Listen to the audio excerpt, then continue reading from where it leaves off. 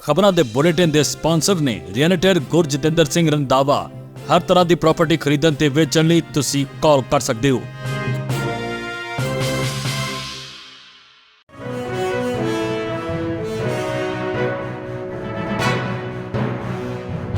सत श्री अकाल जी, तुसीं देख रहे हो पंजाब मेल USA TV ते मैं हाजी सुरभि। खबरां दे इस बुलेटिन च बहुत-बहुत स्वागत। पेश आन देश विदेश नाल जुड़िया होईयां कुछ खास ते चोणवीआं खबरां। अमेरिका च प्रवासी बच्चिਆਂ ਨੂੰ मिलण वाली कानूनी मदद होवेगी बंद। ट्रंप प्रशासन दे फैसले ते विवाद। अदालती हुक्मां ते अमेरिका एक होर भारती नागरिक ਨੂੰ ਕੱਢੇਗਾ ਬਾਹਰ। अमेरिका ਦੇ ਹਵਾਈ ਅੱਡਿਆਂ ਤੇ ਹੜਕੰਪ 1454 ਤੋਂ ਵੱਧ ਉਡਾਨਾਂ ਲੇਟ, 102 ਰੱਦ। डोंकी इलाके यूके दाखिल हो रहे सैकड़े पंजाबी। नशा तस्करी मामले पंजाबी नौजवान FBI दा वांटेड लिस्ट विच शामिल। स्पेन च प्रवासियों दा सैलाब। क्यूटा बॉर्डर ते सुरक्षा घेरा तोड़ अंदर बड़े 3000 लोग, 9 लोगों की मौत। हुणे न खबरां दा विस्तार। इस दे नाल ही देश ते विदेश नाल जुड़िया होईयां तमाम खबरां।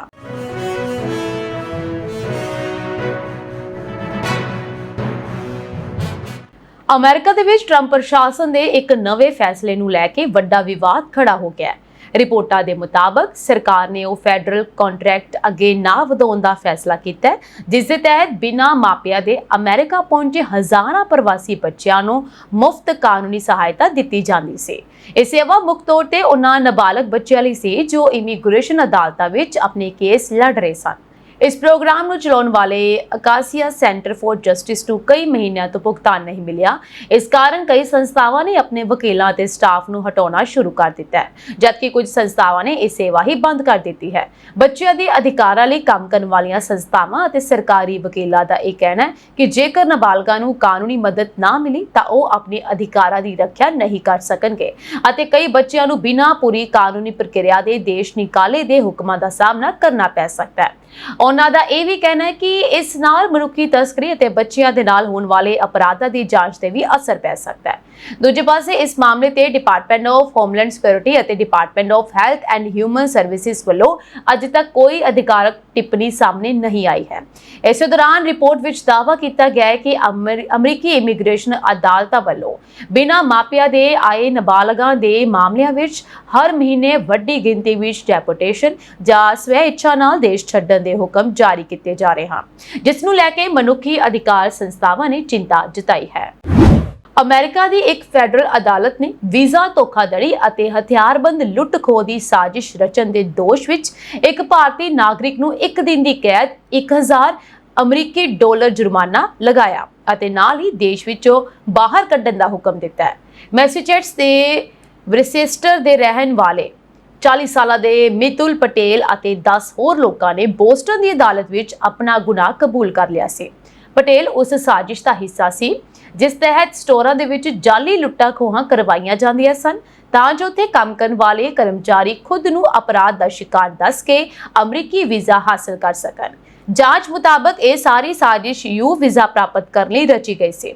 ਇਸ ਸਾਜ਼ਿਸ਼ ਦੇ ਮੁੱਖ ਸੰਚਾਲਕ ਰਾਮਪਾਈ ਪਟੇਲ ਅਤੇ ਲੁਟੇਰੇ ਦੇ ਤੌਰ ਤੇ ਕੰਮ ਕਰਨ ਵਾਲੇ ਬਲਵਿੰਦਰ ਸਿੰਘ ਨੂੰ ਪਹਿਲਾਂ ਹੀ ਦੋਸ਼ੀ ਕਰਾਰ ਦਿੱਤਾ ਜਾ ਚੁੱਕਿਆ ਹੈ। ਅਮਰੀਕਾ ਦੇ ਕਈ ਵੱਡੇ ਹਵਾਈ ਅੱਡਿਆਂ ਤੇ ਖਰਾਬ ਮੌਸਮ ਦੇ ਕਾਰਨ ਹਵਾਈ ਯਾਤਰਾ ਬੁਰੀ ਤਰ੍ਹਾਂ ਪ੍ਰਭਾਵਿਤ ਹੋਈ। ਤਾਜ਼ਾ ਅੰਕੜਿਆਂ ਦੇ ਅਨੁਸਾਰ ਦੇਸ਼ ਭਰ ਵਿੱਚ 1454 ਤੋਂ ਵੱਧ ਉਡਾਨਾਂ ਦੇਰੀ ਨਾਲ ਚੱਲੀਆਂ, ਜਦਕਿ 102 ਉਡਾਨਾਂ ਰੱਦ ਕਰ ਦਿੱਤੀਆਂ ਗਈਆਂ।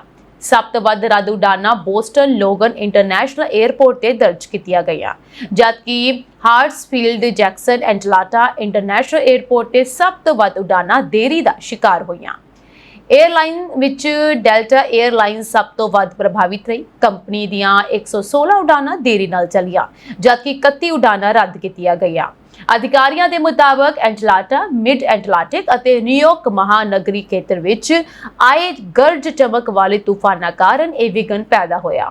ਇਸ ਦਾ ਅਸਰ New York, Boston, JFK, Atlanta, Baltimore, Washington, Dulles, Reagan National, Philadelphia ਅਤੇ ਲਾਗਾਰਡੀਆ ਸਮੇਤ ਕਈ ਹਵਾਈ ਅੱਡਿਆਂ ਤੇ ਪਿਆ। ਹਵਾਈ ਯਾਤਰੀਆਂ ਨੂੰ ਸਲਾਹ ਦਿੱਤੀ ਗਈ ਹੈ ਕਿ ਹਵਾਈ ਅੱਡੇ ਲਈ ਰਵਾਨਾ ਹੋਣ ਤੋਂ ਪਹਿਲਾਂ ਆਪਣੀ ਉਡਾਨ ਦੀ ਸਥਿਤੀ 에ਅਰਲਾਈਨ ਦੀ ਵੈਬਸਾਈਟ ਜਾਂ ਮੋਬਾਈਲ ਐਪ ਰਾਹੀਂ ਜ਼ਰੂਰ ਚੈੱਕ ਕਰਨ। ਜੇ ਉਡਾਨ ਰੱਦ ਹੋ ਜਾਵੇ ਤਾਂ ਤੁਰੰਤ ਰੀਬੁਕਿੰਗ ਕਰਵਾਉਣ ਅਤੇ ਜ਼ਰੂਰੀ ਸਮਾਨ ਆਪਣੇ ਨਾਲ ਰੱਖਣ ਦੀ ਵੀ ਅਪੀਲ ਕੀਤੀ ਗਈ ਹੈ। ਸੋ ਮੌਸਮ ਵਿੱਚ ਸੁਧਾਰ ਆਉਣ ਤੱਕ ਅਧਿਕਾਰੀਆਂ ਨੇ ਹੋਰ ਦੇਰੀਆਂ ਅਤੇ ਰੱਦ ਹੋਣ ਦੀ ਸੰਭਾਵਨਾ ਤੋਂ ਵੀ ਇਨਕਾਰ ਨਹੀਂ ਕੀਤਾ। ਯੂਕੇ ਦੇ ਸਮੁੰਦਰੀ ਕੰਢਿਆਂ ਤੇ ਪ੍ਰਵਾਸੀਆਂ ਨਾਲ ਭਰੀਆਂ ਕਿਸ਼ਤੀਆਂ ਪੁੱਜਣ ਦਾ ਸਿਲਸਿਲਾ ਮੁੜ ਤੇਜ਼ ਹੁੰਦਾ ਨਜ਼ਰ ਆ ਰਿਹਾ ਹੈ ਅਤੇ ਡੋਂਕੀ ਲਾ ਕੇ ਅਮਰੀਕਾ ਜਾਣ ਦੇ ਇੱਛਕ ਪੰਜਾਬੀਆਂ ਵੱਲੋਂ ਵੀ ਹੁਣ ਯੂਕੇ ਵਿੱਚ ਕਿਸਮਤ ਅਜ਼ਮਾਉਣ ਦੀਆਂ ਕੋਸ਼ਿਸ਼ਾਂ ਜਾਰੀ ਹਨ। 700 ਤੋਂ ਵੱਧ ਪ੍ਰਵਾਸੀਆਂ ਨਾਲ ਲੱਦੀ ਇੱਕ ਕਿਸ਼ਤੀ ਨੇ ਇੰਗਲਿਸ਼ ਚੈਨਲ ਪਾਰ ਕੀਤਾ ਅਤੇ ਵਿਰੋਧੀ ਧਿਰ ਦੇ ਐਮਪੀ ਕ੍ਰਿਸ ਫਿਲਿਪ ਦਾਅਵਾ ਕਰ ਰਹੇ ਹਨ ਕਿ ਫਰਾਂਸ ਦੇ ਬਾਰਡਰ ਅਫਸਰਾਂ ਦੇ ਕੋਲ ਕਿਸ਼ਤੀਆਂ ਦੀ ਆਵਾਜਾਈ ਵਿੱਚ ਅੜਿੱਕੇ ਨਾ ਪਾਉਣ ਦੇ ਹੁਕਮ ਪੁੱਜ ਚੁੱਕੇ ਹਨ। ਸੋ ਫਰਾਂਸ ਦੇ ਬਾਰਡਰ ਅਫਸਰਾਂ ਸਾਹਮਣੇ ਇੱਕ ਕਿਸ਼ਤੀ ਭਰ ਕੇ ਯੂਕੇ ਦੇ ਸਮੁੰਦਰੀ ਕੰਢਿਆਂ ਵੱਲ ਰਵਾਨਾ ਹੋਈ, ਜਦਕਿ 100 ਤੋਂ ਵੱਧ ਪ੍ਰਵਾਸੀ ਗੋਡੇ-ਗੋਡੇ ਖੜੇ ਪਾਣੀ ਵਿੱਚ ਕਿਸੇ ਹੋਰ ਕਿਸ਼ਤੀ ਦੀ ਉਡੀਕ ਕਰਦੇ ਦੇਖੇ ਗਏ। ਸੋ ਮਨੁੱਖੀ ਤਸਕਰਾਂ ਦੇ ਹੌਸਲੇ ਬੁਲੰਦ ਹਨ ਅਤੇ ਉਹ ਦੁਨੀਆ ਦੇ ਵੱਖ-ਵੱਖ ਮੁਲਕਾਂ ਤੋਂ ਆਏ ਪ੍ਰਵਾਸੀਆਂ ਤੋਂ ਮੂੰਹ ਮੰਗੀ ਰਕਮ ਵਸੂਲ ਕਰ ਰਹੇ ਹਨ। ਉਧਰ ਯੂਕੇ ਦੇ ਨਵੇਂ ਬਣੇ ਪ੍ਰਧਾਨ ਮੰਤਰੀ ਐਂਡੀ ਬਰਨਮ ਨੇ ਦਾਅਵਾ ਕੀਤਾ ਕਿ ਇੰਗਲਿਸ਼ ਚੈਨਲ ਰਾਹੀਂ ਆ ਰਹੀਆਂ ਕਿਸ਼ਤੀਆਂ ਦੀ ਗਿਣਤੀ ਵਿੱਚ ਸਾਲਾਨਾ ਆਧਾਰ ਤੇ ਕਮੀ ਆਈ ਹੈ, ਪਰ ਪਿਛਲੇ ਕੁਝ ਦਿਨਾਂ ਵਿੱਚ ਰਿਕਾਰਡ ਹੋਈਆਂ ਵੀਡੀਓਜ਼ ਵੱਖਰੀ ਕਹਾਣੀ ਬਿਆਨ ਕਰ ਰਹੀਆਂ ਹਨ। 570 ਪ੍ਰਵਾਸੀਆਂ ਵਾਲੀ ਇੱਕ ਕਿਸ਼ਤੀ ਮੰਗਲਵਾਰ ਨੂੰ ਯੂਕੇ ਦੇ ਡੋਵਰ ਨੇੜਲੇ ਸਮੁੰਦਰੀ ਕੰਢਿਆਂ ਤੇ ਪੁੱਜੀ, ਜਦਕਿ ਦੇਰ ਰਾਤ 3 ਛੋਟੀਆਂ ਕਿਸ਼ਤੀਆਂ ਸੁਨਸਾਨ ਤਟਵਰਤੀ ਇਲਾਕਿਆਂ ਵੱਲ ਵਧਦੀਆਂ ਨਜ਼ਰ ਆਈਆਂ। ਮਨੁੱਖੀ ਤਸਕਰਾਂ ਦੇ ਇਸ਼ਾਰੇ ਤੇ ਅੱਗ ਵੱਧ ਰਹੀ ਇੱਕ ਕਿਸ਼ਤੀ ਬੈਲਜੀਅਮ ਦੇ ਪਾਣੀਆਂ ਤੋਂ ਰਵਾਨਾ ਹੋਈ ਦੱਸੀ ਜਾ ਰਹੀ ਹੈ, ਪਰ ਇਸ ਵਿੱਚ ਸਵਾਰ ਪ੍ਰਵਾਸੀਆਂ ਦੀ ਗਿਣਤੀ ਬਾਰੇ ਪਤਾ ਨਹੀਂ ਲੱਗ ਸਕਿਆ। ਐਂਡੀ ਬਰਨਮ ਵੱਲੋਂ ਮੌਜੂਦ ਪ੍ਰਬੰਧਾਂ ਨੂੰ ਦਰੁਸਤ ਮੰਨਿਆ ਜਾ ਰਿਹਾ ਹੈ, ਜਦਕਿ ਗ੍ਰਹਿ ਸੁਰੱਖਿਆ ਮਾਮਲਿਆਂ ਦੇ ਆਲੋਚਕ ਕ੍ਰਿਸ ਫਿਲਿਪ ਦਾ ਇਹ ਕਹਿਣਾ ਸੀ ਕਿ ਗੈਰ ਕਾਨੂੰਨੀ ਪ੍ਰਵਾਸੀਆਂ ਨੂੰ ਮੁਲਕ ਦੀਆਂ ਸਰਹੱਦਾਂ ਵਿੱਚ ਦਾਖਲ ਹੋਣ ਦੀ ਇਜਾਜ਼ਤ ਹੀ ਕਿਉਂ ਦਿੱਤੀ ਜਾ ਰਹੀ ਹੈ।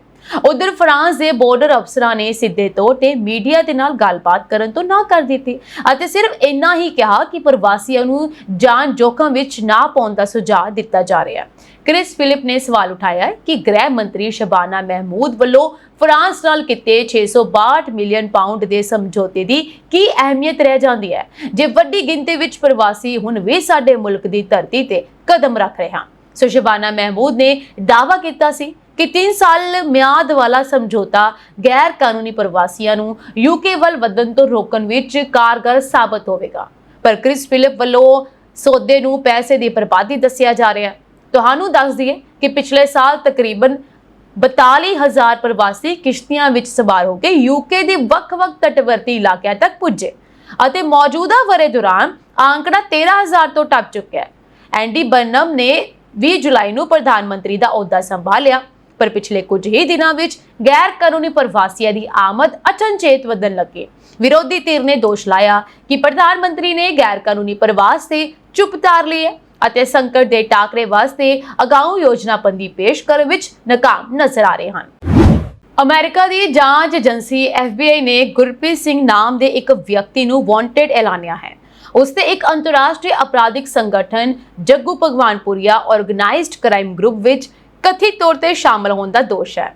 ਜਾਣਕਾਰੀ ਦੇ ਅਨੁਸਾਰ ਇਹ ਅਪਰਾਧਿਕ ਸਮੂਹ ਕਥਿਤ ਤੌਰ ਤੇ ਨਸ਼ਾ ਤਸਕਰੀ ਦੀਆਂ ਵੱਡੀਆਂ ਗਤੀਵਿਧੀਆਂ ਵਿੱਚ ਸ਼ਾਮਲ ਰਿਹਾ। ਜਾਂਚ ਏਜੰਸੀਆਂ ਦੇ ਅਨੁਸਾਰ ਇਸ ਸੰਗਠਨ ਨੇ ਕੈਲੀਫੋਰਨੀਆ ਦੇ ਸੈਂਟਰਲ ਡਿਸਟ੍ਰਿਕਟ ਅਤੇ ਹੋਰ ਕਈ ਇਲਾਕਿਆਂ ਦੇ ਵਿੱਚ ਆਪਣਾ ਜਾਲ ਵਿਛਾਇਆ ਹੋਇਆ ਸੀ। ਗੁਰਪ੍ਰੀਤ ਸਿੰਘ ਵਿਰੁੱਧ ਇਹ ਕਾਰਵਾਈ ਉਸ ਦੀ ਇੱਕ ਅਜਿਹੇ ਅਪਰਾਧਿਕ ਸੰਗਠਨ ਨਾਲ ਸ਼ਮੂਲੀਅਤ ਕਾਰਨ ਕੀਤੀ ਗਈ ਹੈ ਜੋ ਨਾ ਸਿਰਫ ਸਥਾਨਕ ਸਗੋਂ ਅੰਤਰਰਾਸ਼ਟਰੀ ਪੱਧਰ ਤੇ ਸਰਗਰਮ ਸੀ। FBI ਦੇ ਵੱਲੋਂ ਇਸ ਮਾਮਲੇ ਦੀ ਗੰਭੀਰਤਾ ਦੇ ਨਾਲ ਜਾਂਚ ਕੀਤੀ ਜਾ ਰਹੀ ਹੈ ਤਾਂ ਜੋ ਇਸ ਨਸ਼ਾ ਤਸਕਰੀ ਨੈਟਵਰਕ ਦੇ ਨਾਲ ਜੁੜੇ ਹੋਰ ਮੈਂਬਰਾਂ ਤੱਕ ਵੀ ਪਹੁੰਚਿਆ ਜਾ ਸਕੇ। ਜ਼ਿਕਰਯੋਗ ਹੈ ਕਿ ਇਸ ਗਰੁੱਪ ਦੀਆਂ ਗਤੀਵਿਧੀਆਂ ਕਾਰਨ ਅਮਰੀਕਾ ਦੇ ਕਈ ਇਲਾਕਿਆਂ ਦੇ ਵਿੱਚ ਸੁਰੱਖਿਆ ਏਜੰਸੀਆਂ ਹਾਈ ਅਲਰਟ ਤੇ ਹਨ। ਸਪੇਨ ਦੇ ਸਿਓਟਾ ਇਲਾਕੇ ਦੇ ਵਿੱਚ ਹਜ਼ਾਰਾਂ ਦੀ ਗਿਣਤੀ ਵਿੱਚ ਪ੍ਰਵਾਸੀਆਂ ਦੇ ਸੁਰੱਖਿਆ ਘੇਰਾ ਤੋੜ ਕੇ ਅੰਦਰ ਦਾਖਲ ਹੋਣ ਦੇ ਨਾਲ ਇੱਕ ਵੱਡਾ ਸੰਕਟ ਖੜਾ ਹੋ ਗਿਆ ਹੈ। ਮੋਰੋਕੋ ਦੀ ਸਰਹੱਦ ਨਾਲ ਲੱਗਦੇ ਇਸ ਇਲਾਕੇ ਵਿੱਚ ਮਹਿਜ਼ ਕੁਝ ਹੀ ਘੰਟਿਆਂ ਵਿੱਚ 2000 ਤੋਂ 3000 ਪ੍ਰਵਾਸੀ ਸੁਰੱਖਿਆ ਬਲਾਂ ਨੂੰ ਚਕਮਾ ਦੇ ਕੇ ਸਪੇਨ ਦੀ ਹੱਦ ਅੰਦਰ ਵੜ ਗਏ ਹਨ। ਇਸ ਹਫੜਾ ਦਫੜੀ ਅਤੇ ਘੁਸਪੈਠ ਦੌਰਾਨ ਹੁਣ ਤੱਕ 9 ਲੋਕਾਂ ਦੀ ਮੌਤ ਹੋਣ ਦੀ ਪੁਸ਼ਟੀ ਹੋਈ ਹੈ। ਪ੍ਰਾਪਤ ਜਾਣਕਾਰੀ ਦੇ ਅਨੁਸਾਰ ਕਈ ਪ੍ਰਵਾਸੀਆਂ ਨੇ ਲਾਈਫ ਜੈਕਟਾਂ ਅਤੇ ਟਿਊਬਾਂ ਦੇ ਸਹਾਰੇ ਸਮੁੰਦਰ ਰਾਹੀਂ ਤੈਰ ਕੇ ਸਰਹੱਦ ਪਾਰ ਕੀਤੀ, ਜਦਕਿ ਕਈਆਂ ਨੇ ਸਪੇਨ ਅਤੇ ਮੋਰੋਕੋ ਨੂੰ ਵੱਖ ਕਰਨ ਵਾਲੀ ਦਰਵਾਜ਼ਿਆਂ ਨੂੰ ਜ਼ਬਰਦਸਤੀ ਤੋੜ ਦਿੱਤਾ। ਸੋਸ਼ਲ ਮੀਡੀਆ ਤੇ ਵਾਇਰਲ ਵੀਡੀਓਜ਼ ਵਿੱਚ ਪ੍ਰਵਾਸੀਆਂ ਨੂੰ ਲੌਂਗ ਲਿਵ ਸਪੇਨ ਦੇ ਨਾਅਰੇ ਲਗਾਉਂਦੇ ਹੋਏ ਸਿਓਟਾ ਦੇ ਵਿੱਚ ਦਾਖਲ ਹੁੰਦੇ ਦੇਖਿਆ ਜਾ ਸਕਦਾ ਹੈ। ਸਾਲ 2021 ਤੋਂ ਬਾਅਦ ਇਹ ਸਪੇਨ ਦੇ ਵਿੱਚ ਹੁਣ ਤੱਕ ਦਾ ਸਭ ਤੋਂ ਵੱਡਾ ਪ੍ਰਵਾਸੀ ਸੰਕਟ ਮੰਨਿਆ ਜਾ ਰਿਹਾ ਹੈ। ਸਥਿਤੀ ਨੂੰ ਕਾਬੂ ਤੋਂ ਬਾਹਰ ਹੁੰਦਾ ਦੇਖ ਸਿਓਟਾ ਦੇ ਖੇਤਰੀ ਮੁਖੀ ਜੁਆਨ ਜੈਸੂਸ ਵਿਵਾਸ਼ ਨੇ ਕੇਂਦਰ ਸਰਕਾਰ ਤੋਂ ਇਲਾਕੇ ਦੇ ਵਿੱਚ ਗੰਭੀਰ ਮਾਨਵਤਾਵਾਦੀ ਅਤੇ ਸਮਾਜਿਕ ਐਮਰਜੈਂਸੀ ਦਾ ਐਲਾਨ ਕਰਨ ਦੀ ਮੰਗ ਕੀਤੀ ਹੈ। ਉਹਨਾਂ ਨੇ ਕਾਨੂੰਨ ਵਿਵਸਥਾ ਬਹਾਲ ਕਰਨ ਲਈ ਫੌਜ ਦੀ ਤੈਨਾਤੀ ਅਤੇ ਮੋਰੋਕੋ ਨਾਲ ਲੱਗਦੀ ਸਰਹੱਦ ਨੂੰ ਅਸਥਾਈ ਤੌਰ ਤੇ ਬੰਦ ਕਰਨ ਦੀ ਅਪੀਲ ਵੀ ਕੀਤੀ ਹੈ। ਦੱਸਿਆ ਜਾ ਰਿਹਾ ਹੈ ਕਿ ਪ੍ਰਵਾਸੀਆਂ ਦੇ ਰਹਿਣ ਵਾਲੇ ਕੇਂਦਰ ਪੂਰੀ ਤਰ੍ਹਾਂ ਭਰ ਚੁੱਕੇ ਹਨ ਅਤੇ ਬਿਨਾਂ ਮਾਪਿਆਂ ਦੇ ਆਏ ਨਾਬਾਲਗ ਬੱਚਿਆਂ ਦੇ ਕੇਂਦਰ ਆਪਣੀ ਸਮਰੱਥਾ ਤੋਂ 2400% ਵੱਧ ਭਰ ਗਏ ਹਨ, ਜਿਸ ਕਾਰਨ ਸੈਂਕੜੇ ਲੋਕਾਂ ਨੂੰ ਖੁੱਲੇ ਆਸਮਾਨ ਹੇਠ ਸੌਣਾ ਪੈ ਰਿਹਾ ਹੈ। ਸਪੇਨ ਦੇ ਪ੍ਰਧਾਨ ਮੰਤਰੀ ਪੈਡਰੋ ਸਾਂਚੇਜ਼ ਨੇ ਕਿਹਾ ਹੈ ਕਿ ਸਰਕਾਰ ਇਸ ਸਥਿਤੀ ਨਾਲ ਨਜਿੱਠਣ ਦੇ ਲਈ ਪੂਰੀ ਤਰ੍ਹਾਂ ਵਚਨਬੱਧ ਹੈ ਅਤੇ ਸਾਰੇ ਜ਼ਰੂਰੀ ਸਰੋਤ ਜੁਟਾਏ ਜਾ ਰਹੇ ਹਨ। ਦੇਸ਼ ਦੇ ਗ੍ਰਹਿ ਮੰਤਰਾਲੇ ਨੇ ਸਪਸ਼ਟ ਕੀਤਾ ਹੈ ਕਿ ਗੈਰ ਕਾਨੂੰਨੀ ਤੌਰ ਤੇ ਦਾਖਲ ਹੋਏ ਸਾਰੇ ਲੋਕਾਂ ਨੂੰ ਤੁਰੰਤ ਵਾਪਸ ਭੇਜਿਆ ਜਾਵੇਗਾ। ਸਰਕਾਰ ਨੇ ਇਸ ਘੁਸਪੈਠ ਲਈ ਮਾਨਵ ਤਸਕਰੀ ਕਰਨ ਵਾਲੇ ਨੈਟਵਰਕਸ ਨੂੰ ਜ਼ਿੰਮੇਵਾਰ ਠਹਿਰਾਇਆ ਹੈ। ਫਿਲਹਾਲ ਮੋਰੋਕੋ ਦੇ ਸੁਰੱਖਿਆ ਬਲ ਵੀ ਇਸ ਘੁਸਪੈਠ ਨੂੰ ਰੋਕਣ ਲਈ ਸਪੇਨ ਦਾ ਸਹਿਯੋਗ ਕਰ ਰਹੇ ਹਨ। ਆਈਸ ਏਜੰਟਾਂ ਵੱਲੋਂ ਫੀਫਾ ਵਰਲਡ ਕੱਪ ਦੌਰਾਨ 900 ਤੋਂ ਵੱਧ ਮਨੁੱਖੀ ਤਸਕਰਾਂ ਨੂੰ ਕਾਬੂ ਕਰਨ ਦਾ ਦਾਅਵਾ ਕੀਤਾ ਗਿਆ, ਜਿਨ੍ਹਾਂ ਦੇ ਚੁੰਗਲ ਵਿੱਚੋਂ 30 ਬੱਚਿਆਂ ਸਣੇ 180 ਪੀੜਤਾਂ ਨੂੰ ਰਿਹਾ ਵੀ ਕਰਵਾਇਆ ਗਿਆ। ਡਿਪਾਰਟਮੈਂਟ ਆਫ ਹੋਮਲੈਂਡ ਸਿਕਿਉਰਿਟੀ ਨੇ ਇਹ ਦੱਸਿਆ ਕਿ ਜਦੋਂ ਮੁਲਕ ਦੇ ਵਸਨੀਕ ਅਤੇ ਦੁਨੀਆ ਭਰ ਤੋਂ ਆਏ ਫੁੱਟਬਾਲ ਫੈਨ ਵਰਲਡ ਕੱਪ ਦਾ ਲੁਤਫ ਉਠਾ ਰਹੇ ਸੀ ਤਾਂ ਇਮੀਗ੍ਰੇਸ਼ਨ ਐਂਡ ਕਸਟਮ ਇਨਫੋਰਸਮੈਂਟ ਵਾਲਿਆਂ ਨੇ ਆਪਣੀ ਕਾਰਵਾਈ ਜਾਰੀ ਰੱਖੀ ਅਤੇ ਮੈਚਾਂ ਦੀ ਮੇਜ਼ਬਾਨੀ ਕਰ ਰਹੇ ਸ਼ਹਿਰਾਂ ਦੇ ਵਿੱਚ ਛਾਪੇ ਮਾਰੇ। DHS ਨੇ ਅੱਗੇ ਇਹ ਵੀ ਕਿਹਾ ਕਿ ਫੁੱਟਬਾਲ ਵਰਲਡ ਕੱਪ ਦੌਰਾਨ 700 ਅਣਅਧਿਕਾਰਿਤ ਡਰੋਨ ਜ਼ਬਤ ਕੀਤੇ ਗਏ, ਜਦਕਿ 19,000 ਤੋਂ ਵੱਧ ਗੱਡੀਆਂ ਦੀ ਘੋਖ ਪੜਤਾਲ ਕੀਤੀ ਗਈ। ਇਸ ਦੇ ਨਾਲ ਹੀ $33 ਮਿਲੀਅਨ ਮੂਲ ਦੀਆਂ ਜਾਲੀ ਵਸਤਾਂ ਵੀ ਬਰਾਮਦ ਕੀਤੀਆਂ ਗਈਆਂ। ਜ਼ਿਆਦਾਤਰ ਮਾਮਲੇ ਸੈਨ ਫਰਾਂਸਿਸਕੋ, ਬੇਕਰਸਫੀਲਡ ਅਤੇ ਟੈਕਸਸ ਦੇ ਉੱਤਰੀ ਜ਼ਿਲ੍ਹੇ ਵਿੱਚ ਸਾਹਮਣੇ ਆਏ ਹਨ। ਅਮਰੀਕਾ ਨੇ ਈਰਾਨ ਦੇ ਇਸਲਾਮਿਕ ਰੈਵੋਲੂਸ਼ਨਰੀ ਗਾਰਡ ਕੋਰ ਯਾਨੀ ਕਿ IRGC ਦੀ ਮਦਦ ਕਰਨ ਦੇ ਦੋਸ਼ ਵਿੱਚ ਚੀਨ, ਭਾਰਤ, ਰੂਸ ਅਤੇ ਈਰਾਨ ਦੀਆਂ 6 ਸੰਸਥਾਵਾਂ ਅਤੇ ਵਿਅਕਤੀਆਂ ਤੇ ਸਖਤ ਪਾਬੰਦੀਆਂ ਲਗਾ ਦਿੱਤੀਆਂ ਹਨ। ਇੱਕ ਅਧਿਕਾਰਤ ਪ੍ਰੈਸ ਬਿਆਨ ਦੇ ਅਨੁਸਾਰ ਇਹ ਪਾਬੰਦੀਆਂ ਈਰਾਨੀ ਸ਼ਾਸਨ ਦੀ ਫੌਜੀ ਸ਼ਕਤੀ ਨੂੰ ਮਜ਼ਬੂਤ ਕਰਨ ਵਾਲੇ ਨੈਟਵਰਕ ਨੂੰ ਤੋੜਨ ਲਈ ਲਗਾਈਆਂ ਗਈਆਂ ਹਨ। ਪਾਬੰਦੀਆਂ ਦੇ ਘੇਰੇ ਵਿੱਚ ਉਹ ਸੰਸਥਾਵਾਂ ਸ਼ਾਮਲ ਹਨ ਜੋ ਮਹਾਨ ਏਅਰ ਦੀ ਸਹਾਇਤਾ ਕਰ ਰਹੀਆਂ ਹਨ। ਸੋ ਅਮਰੀਕੀ ਪ੍ਰਸ਼ਾਸਨ ਦਾ ਇਹ ਕਹਿਣਾ ਹੈ ਕਿ IRGC ਇਸ ਏਅਰਲਾਈਨ ਦੀ ਵਰਤੋਂ ਹਥਿਆਰਾਂ, ਫੌਜੀ ਕਰਮਚਾਰੀਆਂ ਅਤੇ ਹੋਰ ਸਾਜ਼ੋ ਸਮਾਨ ਨੂੰ ਇੱਧਰ-ਉੱਧਰ ਲੈ ਜਾਣ ਲਈ ਕਰਦਾ ਹੈ। ਇਸ ਕਾਰਵਾਈ ਵਿੱਚ ਦਾਦੇਨੇਗਰ ਸਟਾਰਟਅਪ ਸਟੂਡੀਓ ਨਾਮਕ ਇੱਕ ਕੰਪਨੀ ਨੂੰ ਵੀ ਨਿਸ਼ਾਨਾ ਬਣਾਇਆ ਗਿਆ। ਦੋਸ਼ ਹੈ ਕਿ ਇਹ IRGC ਨਾਲ ਜੁੜੇ ਇੱਕ ਫਰੰਟ ਕੰਪਨੀ ਹੈ ਜੋ ਮੱਧ ਪੂਰਬ ਵਿੱਚ ਅਮਰੀਕੀ ਅਤੇ ਇਜ਼ਰਾਈਲੀ ਫੌਜੀ ਉਪਕਰਨਾਂ ਦੀਆਂ ਲੋਕੇਸ਼ਨਾਂ ਬਾਰੇ ਜਾਣਕਾਰੀ ਇਕੱਠੀ ਕਰਕੇ ਈਰਾਨੀ ਫੌਜ ਦੀ ਮਦਦ ਕਰ ਰਹੀ ਸੀ। ਸੋ ਅਮਰੀਕਾ ਨੇ ਅੰਤਰਰਾਸ਼ਟਰੀ ਭਾਈਚਾਰੇ ਅਤੇ ਖਾਸ ਤੌਰ ਤੇ ਉਹਨਾਂ ਕੰਪਨੀਆਂ ਨੂੰ ਚੇਤਾਵਨੀ ਦਿੱਤੀ ਹੈ ਜੋ ਮਹਾਨ ਏਅਰ ਜਾਂ ਕਿਸੇ ਹੋਰ ਪਾਬੰਦੀਸ਼ੁਦਾ ਈਰਾਨੀ ਕੈਰੀਅਰ ਨਾਲ ਵਪਾਰ ਕਰ ਰਹੀਆਂ ਹਨ। ਸੋ ਅਮਰੀਕਾ ਨੇ ਕਿਹਾ ਹੈ ਕਿ ਉਹ ਅਜਿਹੀਆਂ ਸੰਸਥਾਵਾਂ ਦਾ ਪਰਦਾਫਾਸ਼ ਕਰਨਾ ਜਾਰੀ ਰੱਖੇਗਾ ਜੋ IRGC ਨੂੰ ਅਜਿਹੇ ਸਾਧਨ ਅਤੇ ਜਾਣਕਾਰੀ ਪ੍ਰਦਾਨ ਕਰਦੀਆਂ ਹਨ ਜਿਨ੍ਹਾਂ ਦੀ ਵਰਤੋਂ ਅਮਰੀਕੀ ਕਰਮਚਾਰੀਆਂ ਅਤੇ ਖੇਤਰੀ ਸਥਿਰਤਾ ਨੂੰ ਖਤਰਾ ਪਹੁੰਚਾਉਣ ਲਈ ਕੀਤੀ ਜਾਂਦੀ ਹੈ। ਅੰਤਰਰਾਸ਼ਟਰੀ ਪੱਧਰ ਤੇ ਹੀਟ ਵੇਵ ਦਾ ਕਹਿਰ ਜਾਰੀ ਹੈ। ਇਸ ਸਾਲ ਯੂਰਪ ਭਿਆਨਕ ਗਰਮੀ ਦੀ ਲਪੇਟ ਵਿੱਚ ਹੈ। ਇਸ ਦੌਰਾਨ ਜਾਣਕਾਰੀ ਸਾਹਮਣੇ ਆਈ ਹੈ ਕਿ ਇਸ ਸਾਲ ਜਰਮਨੀ ਵਿੱਚ ਹੁਣ ਤੱਕ ਗਰਮੀ ਨਾਲ ਸੰਬੰਧਿਤ ਕਾਰਨਾਂ ਕਰਕੇ ਅੰਦਾਜ਼ਨ 9800 ਲੋਕਾਂ ਦੀ ਮੌਤ ਹੋ ਚੁੱਕੀ ਹੈ। ਜਰਮਨ ਸਿਹਤ ਅਥਾਰਟੀ RKI ਯਾਨੀ ਕਿ ਰੋਬਰਟ ਕੋਚ ਇੰਸਟੀਚਿਊਟ ਨੇ ਆਪਣੇ ਹਫ਼ਤਾਵਾਰੀ ਰਿਪੋਰਟ ਵਿੱਚ ਇਹ ਜਾਣਕਾਰੀ ਦਿੱਤੀ ਹੈ। ਰਿਪੋਰਟ ਵਿੱਚ ਇਹ ਵੀ ਕਿਹਾ ਗਿਆ ਹੈ ਕਿ ਕਈ ਖੇਤਰਾਂ ਵਿੱਚ ਤਾਪਮਾਨ 40 ਡਿਗਰੀ ਸੈਲਸੀਅਸ ਤੋਂ ਵੱਧ ਹੋਣ ਦਾ ਖਦਸ਼ਾ ਹੈ। ਜਰਮਨ ਸਿਹਤ ਸੰਸਥਾ RKI ਦੀ ਇੱਕ ਰਿਪੋਰਟ ਦੇ ਅਨੁਸਾਰ ਗਰਮੀ ਦੇ ਨਾਲ ਹੋਣ ਵਾਲੀਆਂ ਮੌਤਾਂ ਵਿੱਚ ਸਭ ਤੋਂ ਵੱਧ ਗਿਣਤੀ 85 ਸਾਲ ਅਤੇ ਇਸ ਤੋਂ ਵੱਧ ਉਮਰ ਦੇ ਲੋਕਾਂ ਦੇ ਵਿੱਚ 5420 ਦਰਜ ਕੀਤੀਆਂ ਗਈਆਂ, ਜਦਕਿ 630 ਲੋਕ 65 ਸਾਲ ਤੋਂ ਘੱਟ ਉਮਰ ਦੇ ਸਨ। ਸੰਸਥਾ ਦਾ ਇਹ ਕਹਿਣਾ ਹੈ ਕਿ ਜਦੋਂ ਔਸਤ ਹਫ਼ਤਾਵਾਰੀ ਤਾਪਮਾਨ 20 ਡਿਗਰੀ ਸੈਲਸੀਅਸ ਤੋਂ ਵੱਧ ਜਾਂਦਾ ਹੈ ਤਾਂ ਮੌਤ ਦਰ ਵਿੱਚ ਮਹੱਤਵਪੂਰਨ ਵਾਧਾ ਦੇਖਿਆ ਜਾਂਦਾ ਹੈ। ਕਈ ਥਾਵਾਂ ਤੇ ਬਿਜਲੀ ਸਪਲਾਈ ਠੱਪ ਹੋ ਗਈ, ਸਕੂਲ ਬੰਦ ਕਰ ਦਿੱਤੇ ਗਏ ਅਤੇ ਲੋਕਾਂ ਨੂੰ ਘਰ ਦੇ ਅੰਦਰ ਰਹਿਣ ਦੀ ਸਲਾਹ ਦਿੱਤੀ ਗਈ। ਸੋ ਇਸ ਦੌਰਾਨ ਮੌਤਾਂ ਦੀ ਗਿਣਤੀ ਵਿੱਚ ਵੀ ਤੇਜ਼ੀ ਨਾਲ ਵਾਧਾ ਹੋਇਆ ਹੈ।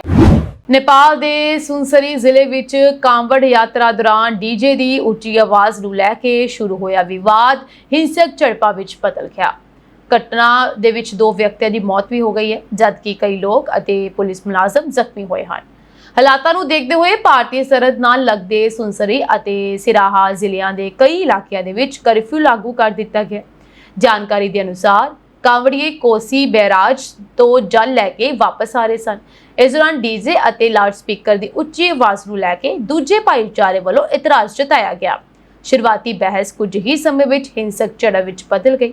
ਪੁਲਿਸ ਨੇ ਦੋਵਾਂ ਧਿਰਾਂ ਨੂੰ ਸ਼ਾਂਤ ਕਰਵਾਉਣ ਦੀ ਕੋਸ਼ਿਸ਼ ਕੀਤੀ, ਪਰ ਹਾਲਾਤ ਹੋਰ ਵਿਗੜ ਗਏ ਅਤੇ ਦੋਵੇਂ ਪੱਖਾਂ ਦੇ ਲੋਕ ਹਥਿਆਰਾਂ ਨਾਲ ਮੌਕੇ ਤੇ ਪਹੁੰਚ ਗਏ।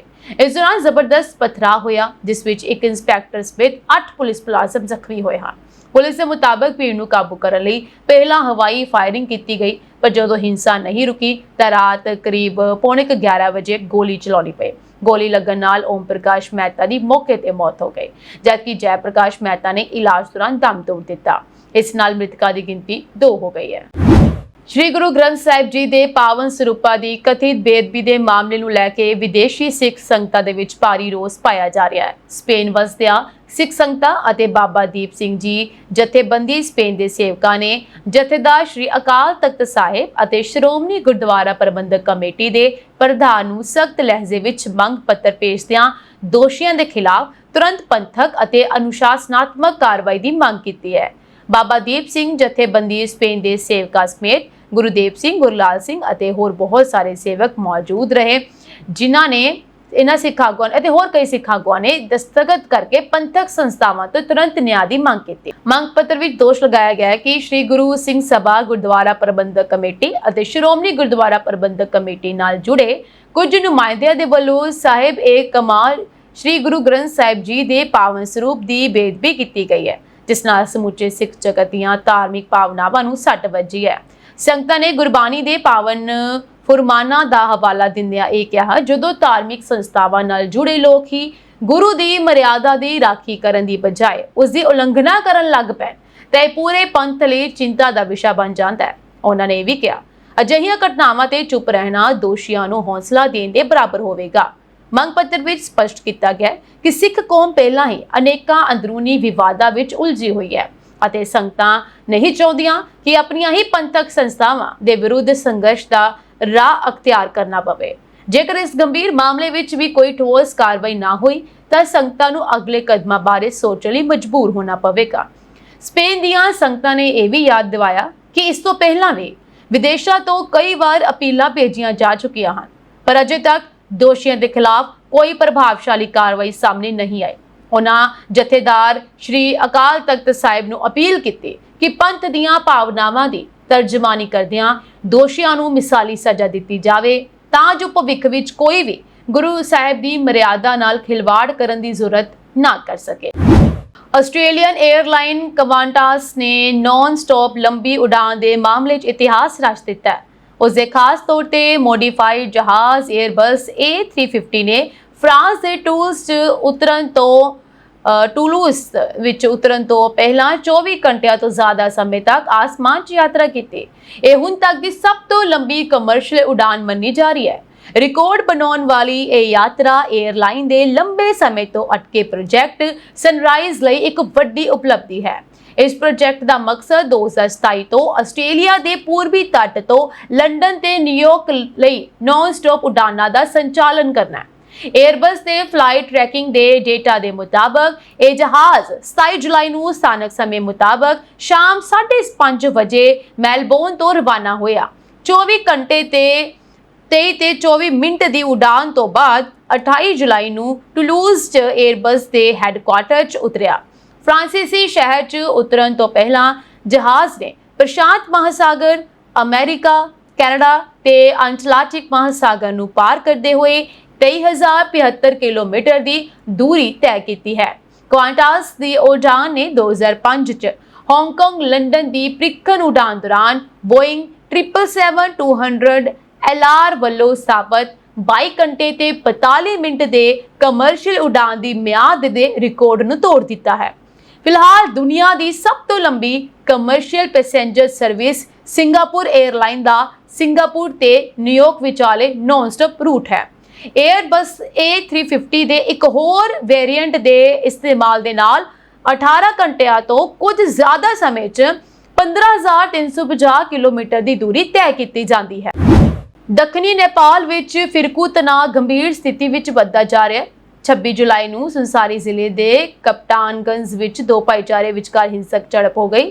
ਸਥਿਤੀ ਕਾਬੂ ਤੋਂ ਬਾਹਰ ਹੁੰਦੇ ਸਾਰ ਹੀ ਜਿਸ ਦੇ ਨਤੀਜੇ ਵਜੋਂ ਨੌਜਵਾਨ ਦੀ ਮੌਤ ਹੋ ਗਈ ਹੈ। ਨਤੀਜੇ ਵਜੋਂ ਭਾਰਤੀ ਰਾਜ ਬਿਹਾਰ ਨਾਲ ਲੱਗਦੇ ਦੱਖਣੀ ਨੇਪਾਲ ਵਿੱਚ ਫਿਰਕੂ ਹਿੰਸਾ ਤੋਂ ਬਾਅਦ ਤਣਾਅ ਵੱਧ ਗਿਆ। ਸਥਿਤੀ ਨੂੰ ਕਾਬੂ ਕਰਨ ਲਈ ਪ੍ਰਸ਼ਾਸਨ ਨੇ ਸਖਤ ਕਦਮ ਚੁੱਕੇ ਹਨ ਅਤੇ ਨੇਪਾਲ ਦੇ ਸੰਸਾਰੀ ਅਤੇ ਸਿਰਹਾ ਜ਼ਿਲ੍ਹਿਆਂ ਦੇ ਕਈ ਹਿੱਸਿਆਂ ਨੂੰ ਅਣਮਿੱਥੇ ਸਮੇਂ ਲਈ ਕਰਫਿਊ ਲਗਾ ਦਿੱਤਾ ਹੈ।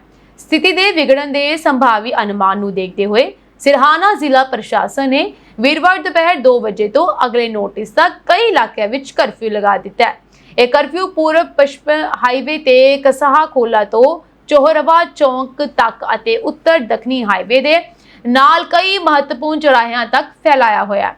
ਸੋ ਇਸ ਤੋਂ ਇਲਾਵਾ ਸੰਸਾਰੀ ਜ਼ਿਲ੍ਹੇ ਦੇ ਕਈ ਇਲਾਕਿਆਂ ਜਿਵੇਂ ਕਿ ਇਨਾਰੂਵਾ, ਦੁਹਾਬੀ, ਬੋਕਰਾਹਾ ਅਤੇ ਦੀਵਾਨਗੰਜ ਵਿੱਚ ਪਹਿਲਾਂ ਤੋਂ ਹੀ ਲਾਗੂ ਕਰਫਿਊ ਵੀਰਵਾਰ ਨੂੰ ਵੀ ਲਾਗੂ ਰਿਹਾ।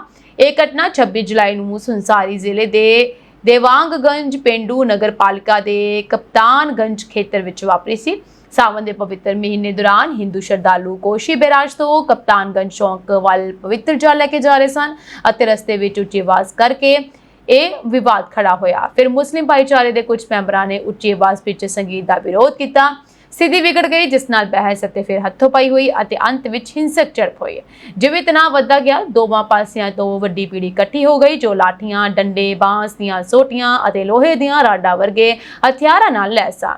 ਸਥਿਤੀ ਨੂੰ ਕਾਬੂ ਕਰਨ ਲਈ ਪੁਲਿਸ ਨੂੰ ਦਖਲ ਦੇਣਾ ਪਿਆ। ਪੁਲਿਸ ਗੋਲੀਬਾਰੀ ਵਿੱਚ ਓਮ ਪ੍ਰਕਾਸ਼ ਮਹਿਤਾ ਦੀ ਮੌਤ ਹੋ ਗਈ ਹੈ ਅਤੇ ਇੱਕ ਹੋਰ ਵਿਅਕਤੀ ਦੀ ਮੌਤ ਹੋ ਗਈ ਹੈ। ਇਸ ਦੌਰਾਨ ਪੂਰੇ ਹੰਗਾਮੇ ਸੰਬੰਧੀ ਪ੍ਰਧਾਨ ਮੰਤਰੀ ਬਲੇਨ ਸ਼ਾਹ ਨੇ ਪ੍ਰਧਾਨਗੀ ਹੇਠ ਰਾਸ਼ਟਰੀ ਸੁਰੱਖਿਆ ਪ੍ਰੀਸ਼ਦ ਦੀ ਇੱਕ ਉੱਚ ਪੱਧਰੀ ਮੀਟਿੰਗ ਵੀ ਹੋਈ ਹੈ। ਮੀਟਿੰਗ ਵਿੱਚ ਨੇਪਾਲ ਦੀ ਸਮੁੱਚੀ ਸੁਰੱਖਿਆ ਸਥਿਤੀ ਅਤੇ ਸੰਸਾਰੀ ਵਿੱਚ ਹੋਈ ਹਿੰਸਾ ਬਾਰੇ ਚਰਚਾ ਕੀਤੀ ਗਈ। ਸਰਕਾਰ ਨੇ ਦੇਸ਼ ਵਿੱਚ ਸਮਾਜਿਕ ਸਦਭਾਵਨਾ, ਸ਼ਾਂਤੀ ਅਤੇ ਰਾਸ਼ਟਰੀ ਏਕਤਾ ਬਣਾਈ ਰੱਖਣ ਲਈ ਸਾਰੇ ਹਿੱਸੇਦਾਰਾਂ ਅਤੇ ਸੁਰੱਖਿਆ ਏਜੰਸੀਆਂ ਦੇ ਵਿਚਕਾਰ ਤਾਲਮੇਲ ਵਧਾਉਣ ਦਾ ਫੈਸਲਾ ਕੀਤਾ ਹੈ। ਮਹੱਤਵਪੂਰਨ ਗੱਲ ਇਹ ਹੈ ਕਿ ਹਿੰਸਾ ਦੇ ਹੋਰ ਖੇਤਰਾਂ ਵਿੱਚ ਫੈਲਣ ਦੇ ਡਰ ਕਾਰਨ ਸਿਰਹਾਣਾ ਅਤੇ ਸੰਸਾਰੀ ਜ਼ਿਲ੍ਹਿਆਂ ਦੇ ਕਈ ਮੁੱਖ ਇਲਾਕਿਆਂ ਵਿੱਚ ਅਣਮਿੱਥੇ ਸਮੇਂ ਲਈ ਕਰਫਿਊ ਲਗਾ ਦਿੱਤਾ ਗਿਆ। ਪ੍ਰਸ਼ਾਸਨ ਨੇ ਸਪਸ਼ਟ ਕੀਤਾ ਹੈ ਕਿ ਨਿਯਮਾਂ ਦੀ ਉਲੰਘਣਾ ਕਰਨ ਵਾਲਿਆਂ ਦੇ ਵਿਰੁੱਧ ਸਖਤ ਕਾਨੂੰਨੀ ਕਾਰਵਾਈ ਕੀਤੀ ਜਾਵੇਗੀ। ਇਸ ਮਾਮਲੇ ਵਿੱਚ ਪ੍ਰਸ਼ਾਸਨ ਦਾ ਇਹ ਵੀ ਕਹਿਣਾ ਹੈ ਕਿ ਰਾਜਨੀਤਿਕ ਪਾਰਟੀਆਂ, ਸਥਾਨਕ ਲੋਕਾਂ ਅਤੇ ਸੁਰੱਖਿਆ ਬਲਾਂ ਦੇ ਸਾਂਝੇ ਯਤਨਾਂ ਸਦਕਾ ਸਥਿਤੀ ਹੌਲੀ-ਹੌਲੀ ਆਮ ਵਾਂਗ ਹੋ ਰਹੀ ਹੈ, ਪਰ ਸਾਵਧਾਨੀ ਵਜੋਂ ਸੁਰੱਖਿਆ ਪ੍ਰਬੰਧ ਅਜੇ ਵੀ ਸਖਤ ਹਨ ਤਾਂ ਜੋ ਕਿਸੇ ਵੀ ਤਰ੍ਹਾਂ ਦੀ ਅਫਵਾਹ ਜਾਂ ਨਵੀਂ ਹਿੰਸਾ ਨੂੰ ਰੋਕਿਆ ਜਾ ਸਕੇ। ਇਸ ਦੇ ਨਾਲ ਹੀ ਭਾਰਤੀਆਂ ਦੇ ਸਰਹੱਦ ਨੂੰ ਵੀ ਕੁਝ ਸਮੇਂ ਲਈ ਬੰਦ ਕਰ ਦਿੱਤਾ ਗਿਆ ਤਾਂ ਕਿ ਇਸ ਵਿਵਾਦ ਨੂੰ ਰੋਕਿਆ ਜਾ ਸਕੇ। ਇਹ ਸਾਂਝੀ ਦੇਸ਼ ਤੇ ਵਿਦੇਸ਼ ਨਾਲ ਜੁੜੀਆਂ ਹੋਈਆਂ ਕੁਝ ਖਾਸ ਤੇ ਚੋਣਵੀਆਂ ਖਬਰਾਂ ਔਰ ਅਪਡੇਟਸ ਨਾਲ ਜੁੜੇ ਰਹਿਣ ਦੇ ਲਈ ਤੁਸੀਂ ਬਣੇ ਰਹੋ ਪੰਜਾਬ ਮੇਲ USA ਟੀਵੀ ਦੇ ਨਾਲ। IPTV ਬੁੱਕਸ ਇਲਾਵਾ ਤੁਸੀਂ ਸਾਨੂੰ ਸਾਡੇ ਸੋਸ਼ਲ ਮੀਡੀਆ ਪਲੇਟਫਾਰਮ ਜਿਵੇਂ Facebook, TikTok, Instagram, YouTube ਤੇ ਸਬਸਕ੍ਰਾਈਬ ਤੇ ਫੋਲੋ ਕਰ ਸਕਦੇ ਹੋ ਤਾਂ ਜੋ ਤਾਜ਼ਾ ਖਬਰਾਂ ਤੇ ਖਾਸ ਅਪਡੇਟ ਤੇ ਸਾਡੇ ਖਾਸ ਪ੍ਰੋਗਰਾਮ ਸਭ ਤੋਂ ਪਹਿਲਾਂ ਤੁਹਾਨੂੰ ਮਿਲ ਸਕਣ। ਫਿਲਹਾਲ ਅੱਜ ਦੇ ਬੁਲੇਟਿਨ ਦੇ ਵਿੱਚ ਇੰਨਾ ਹੀ ਹੈ ਜੀ। ਮੈਨੂੰ ਦਿਓ ਇਜਾਜ਼ਤ। ਤੁਹਾਡਾ ਸਭ ਦਾ ਬਹੁਤ ਬਹੁਤ ਧੰਨਵਾਦ।